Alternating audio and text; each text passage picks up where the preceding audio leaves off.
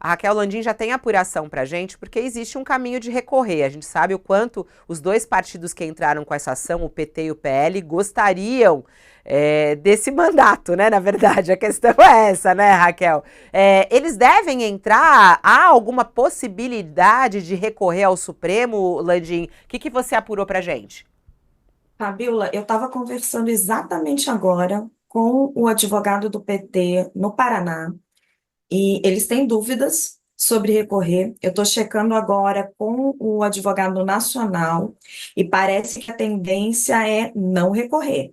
No caso do PL, a gente vai ter que entender, porque vai estar muito ali na mão do Valdemar, mas as chances de recurso, elas são muito baixas. Por quê? Eu conversei com também vários especialistas em direito eleitoral e muitos deles me disseram que é quase zero. Primeiro que o Supremo é uma corte constitucional. Então, ele não trata exatamente dos aspectos, os mesmos aspectos que o TSE tratou, que são ali os aspectos das provas, ele trataria se houvesse um problema constitucional. Segundo, três ministros do Supremo Tribunal Federal já votaram.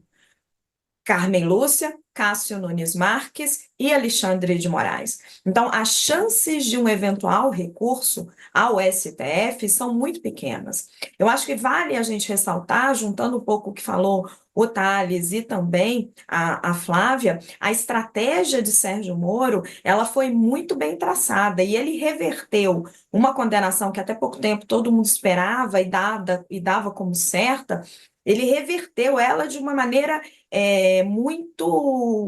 muito sagaz até, e atuando, vale a gente ressaltar, uma estratégia completamente oposta à de Deltan Dallagnol. Deltan Dallagnol, o ex-procurador da Lava Jato, era deputado federal, teve o seu mandato cassado por unanimidade. E Sérgio Moro ontem foi absolvido por unanimidade. E qual foi a grande diferença? Deltan Dallagnol partiu para o confronto.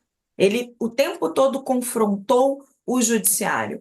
Moro não. Moro adotou uma estratégia de ficar quieto, ele evitou entrevistas, ele praticamente não falava com a imprensa, especialmente se fosse sobre o processo, aí que ele não falava mesmo.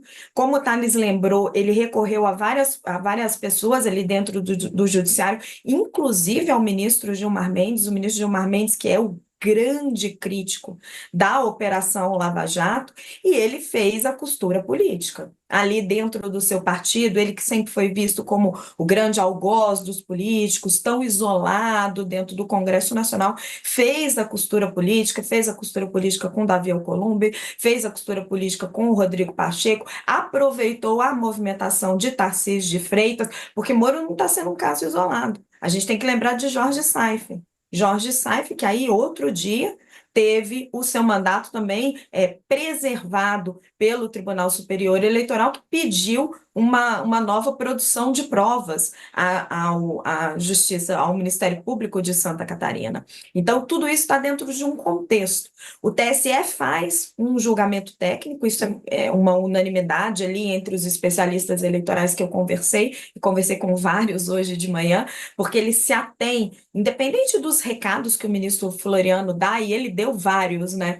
Que mostravam ali que até acho que teve alguém no início da sessão, acho que um advogado que fala que o juiz Moro teria cassado o senador Moro. Ele deu vários recados ali de que, olha, não estou agindo por convicção, estou agindo porque não há provas suficientes para condenar Moro. Independente dos recados que houvesse ali no voto do ministro Floriano ou no voto da ministra Carmen Lúcia, você teve um julgamento técnico, independente de posições. Ela não tem prova suficiente para caçar o mandato, não o faremos. Mas você teve sim também uma costura política. E aí eu acho que é interessante esse paralelo com o Deltan. Moro muda, como diz o Tales, ele aprende a fazer política, sai daquele papel de juiz, de algoz dos políticos e de alguma forma entra no esquema, talvez. Ele entra ali em todo esse contexto político e consegue salvar o seu mandato.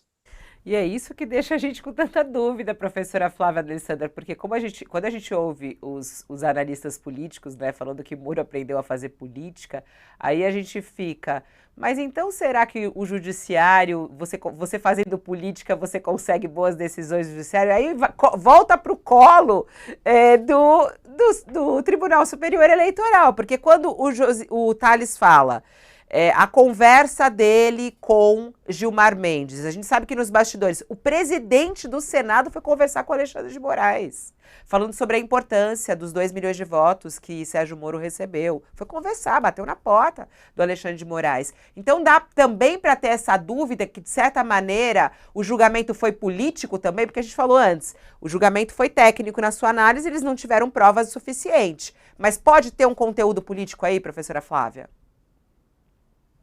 Olha, são afirmações severas para se fazer, sobretudo a mim como jurista e frente ao judiciário.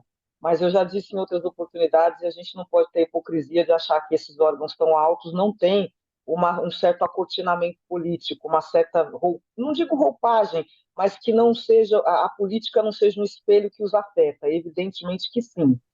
Só que eu prefiro sempre fazer a análise partindo do ponto da legislação e da técnica para pensar o seguinte: talvez nós estejamos chegando no momento onde todas as cautelas jurídicas estejam sendo olhadas com maior cuidado.